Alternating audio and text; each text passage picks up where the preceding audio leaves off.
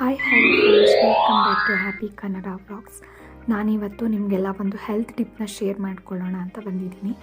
ಏನು health tip ಅಂತ ಯೋಚನೆ ಮಾಡ್ತಿದ್ದೀರಾ? ಖಂಡಿತವಾಗ್ಲೂ ಹೇಳ್ತೀನಿ ಫ್ರೆಂಡ್ಸ್. ಏನಂದರೆ ನಾವು ತಗೊಳ್ಳೋಂತಹ ಫುಡ್ಡಲ್ಲಿ ಡೇ ಟು ಡೇ ಲೈಫಲ್ಲಿ ಬ್ಯಾಲೆನ್ಸ್ಡ್ ಆಗಿದೆಯಾ ಅಥವಾ ಬ್ಯಾಲೆನ್ಸ್ ಡಯಟಾಗಿ ಮೇಂಟೈನ್ ಮಾಡ್ತಿದೆಯಾ ಅಂತ ಗೊತ್ತಿರಲ್ಲ. ಸೊ ಈ ಬ್ಯಾಲೆನ್ಸ್ಡ್ ಡಯಟ್ ಫುಡ್ಡಲ್ಲಿ ಯಾವ್ಯಾವ ಫುಡ್ಡನ್ನು ನಾವು ತೊಗೋಬೇಕು, ಜೊತೆಗೆ ಅದರ ಹೆಲ್ತ್ ಬೆನಿಫಿಟ್ಸ್ ನೋಡೋಣ. ಫಸ್ಟ್ ಇಲ್ಲಿ ನಾನು ಅವಗಾಡೋ ಬಗ್ಗೆ ಹೇಳ್ತಿದ್ದೀನಿ.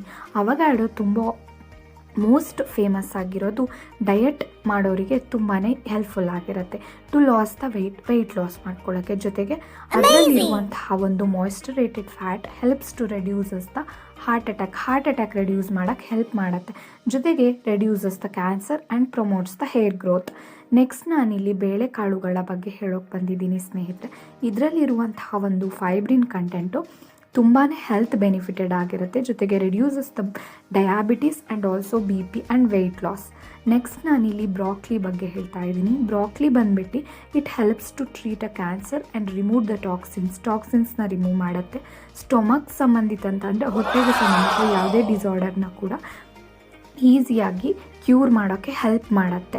ನೆಕ್ಸ್ಟ್ ಹಾರ್ಟ್ ಅಟ್ಯಾಕ್ ಆದರೂ ಕೂಡ ಇದನ್ನು ಯೂಸ್ ಮಾಡೋದ್ರಿಂದ ಲಿಮಿಟೆಡ್ ಆಗಿರುತ್ತೆ. ಜೊತೆಗೆ ಇಮ್ಯೂನ್ ಸಿಸ್ಟಮ್ ಕೂಡ ಈಸಿಯಾಗಿ ಇಂಪ್ರೂವ್ ಆಗುತ್ತೆ. ನೆಕ್ಸ್ಟ್ ಇಲ್ಲಿ ಬೆರಿ ಫ್ರೂಟ್ಸ್ನ ನಾವು ನೋಡೋದಾದರೆ ಫ್ರೆಂಡ್ಸ್, ಇದರಲ್ಲಿರುವಂತಹ ಕಂಟೆಂಟ್ ನಮಗೆ ಮೆಂಟಲ್ ಹೆಬಿಲಿಟಿ ಅಂದರೆ ಮೆಂಟಲ್ ಹೆಲ್ತ್ನ ಈಸಿಯಾಗಿ ಮೇಂಟೈನ್ ಮಾಡೋಕ್ಕೆ ಯೂಸ್ ಆಗುತ್ತೆ. ಜೊತೆಗೆ ಬ್ರೆಸ್ಟ್ ಕ್ಯಾನ್ಸರ್ ಕೂಡ ರಿಸ್ಕ್ನ ಅವಾಯ್ಡ್ ಮಾಡುತ್ತೆ and also helpful for the bone. Next ನಾನಿಲ್ಲಿ ಅಗಸೆ ಬೀಜದ ಬಗ್ಗೆ ಹೇಳ್ತಿದ್ದೀನಿ. ಅಗಸೆ ಬೀಜನ ನಾವು ಇಂಗ್ಲೀಷಲ್ಲಿ ಫ್ಲ್ಯಾಕ್ ಸೀಡ್ಸ್ ಅಂತಲೂ ಕೂಡ ಕರಿತೀವಿ ಸ್ನೇಹಿತರೆ. ಈ ಫ್ಲ್ಯಾಕ್ ಸೀಡ್ಸಿಂದ ನಮಗೆ ಹಾರ್ಟ್ ಅಟ್ಯಾಕ್ ಆಗುವಂತಹ ಒಂದು ಇದನ್ನು ರಿಡ್ಯೂಸ್ ಮಾಡುತ್ತೆ. ಜೊತೆಗೆ good skin and healthy and growth ಹೇರನ್ನು ಮೇಂಟೈನ್ ಮಾಡುತ್ತೆ. ಹೈಪರ್ ಟೆನ್ಷನ್ಗೂ ಕೂಡ ಹೆಲ್ಪ್ ಮಾಡುತ್ತೆ. ನೆಕ್ಸ್ಟ್ ನಾನಿಲ್ಲಿ ಚಾಕ್ಲೇಟ್ ಬಗ್ಗೆ ಹೇಳ್ತಿದ್ದೀನಿ. ಚಾಕ್ಲೇಟ್ ಕೂಡ ತುಂಬ ಇಂಪಾರ್ಟೆಂಟಾ ಅಂತ ಯೋಚನೆ ಮಾಡ್ತಿದ್ದೀರಾ? ಖಂಡಿತವಾಗ್ಲೂ ಇಂಪಾರ್ಟೆಂಟೇ, ಆದರೆ ಲಿಮಿಟೆಡ್ ಆಗಿ ಸೇವಿಸಬೇಕು. ಅದರಲ್ಲಿರುವಂತಹ ಆ್ಯಂಟಿ ಆಕ್ಸಿಡೆಂಟ್ BP ರೆಡ್ಯೂಸ್ ಮಾಡಲು ಹೆಲ್ಪ್ ಮಾಡುತ್ತೆ. ಜೊತೆಗೆ ರಕ್ತಗಟ್ಟುವಿಕೆ ಅಂದರೆ ಕ್ಲಾಟಿಂಗ್ ಆಫ್ ದ ಬ್ಲಡ್ಡನ್ನು ಅವಾಯ್ಡ್ ಮಾಡ್ಕೊಳ್ಳಲು ಹೆಲ್ಪ್ ಮಾಡುತ್ತೆ. ಜೊತೆಗೆ ಹಾರ್ಟ್ ಅಟ್ಯಾಕ್ ಕೂಡ ಸ್ನೇಹಿತರೆ. ಇದನ್ನು ಲಿಮಿಟೆಡ್ಸ್ ಆಗಿ ಸೇವನೆ ಮಾಡೋದ್ರಿಂದ ಪ್ರತಿಯೊಬ್ಬರಿಗೂ ಕೂಡ ಒಳ್ಳೆಯದು ಅಂತ ಹೇಳ್ಬೋದು ಫ್ರೆಂಡ್ಸ್. ನೆಕ್ಸ್ಟ್ ನಾನಿಲ್ಲಿ ಬೆಳ್ಳುಳ್ಳಿ ಬಗ್ಗೆ ಹೇಳಕ್ಕೆ ಬಂದಿದ್ದೀನಿ. ಗಾರ್ಲಿಕ್ ಯಾರಿಗೆಲ್ಲ ಗೊತ್ತಿರಲ್ಲ ಹೇಳಿ? ಖಂಡಿತವಾಗ್ಲೂ ಪ್ರತಿಯೊಬ್ಬರು ಮನೆಯಲ್ಲೂ ಉಪಯೋಗಿಸಿರ್ತೀರ ಫ್ರೆಂಡ್ಸ್. ಇದರಲ್ಲಿರುವಂಥ ಆ್ಯಂಟಿ ಬ್ಯಾಕ್ಟೀರಿಯಲ್ ಮತ್ತು ಆ್ಯಂಟಿ ಫಂಗಲ್ ಏಜೆಂಟ್ಸ್ ನಮಗಂತೂ ತುಂಬಾ ಉಪಕಾರ ಆಗುತ್ತೆ. ಜೊತೆಗೆ ವೀಕಿಗೆ 1-6 ಎಸಲಾದರೂ. ನೆಕ್ಸ್ಟ್ ನಾನಿಲ್ಲಿ ಪಾಲಕ್ ಸೊಪ್ಪು ಬಗ್ಗೆ ಹೇಳ್ತಾ ಇದ್ದೀನಿ. ಪಾಲಕ್ ಸೊಪ್ಪಲ್ಲಿರುವಂತಹ ಒಂದು ಐರನ್ ಕಂಟೆಂಟ್ ಮತ್ತು ವಿಟಮಿನ್ K ಕಂಟೆಂಟ್, ಜೊತೆಗೆ ಪೊಟ್ಯಾಷಿಯಮ್ ಕಂಟೆಂಟ್ ಮತ್ತು ಮ್ಯಾಗ್ನೀಷಿಯಮ್ ನಮ್ಮ ಐ ಹೆಲ್ತಿಗೆ ತುಂಬಾ ಹೆಲ್ಪ್ಫುಲ್ ಆಗುತ್ತೆ friends. And also it is helpful for the bone strength. ನಮ್ಮ ಮೂಳೆಗಳನ್ನು ಗಟ್ಟಿಯಾಗಲು ಹೆಲ್ಪ್ಫುಲ್ ಆಗಿರುತ್ತೆ.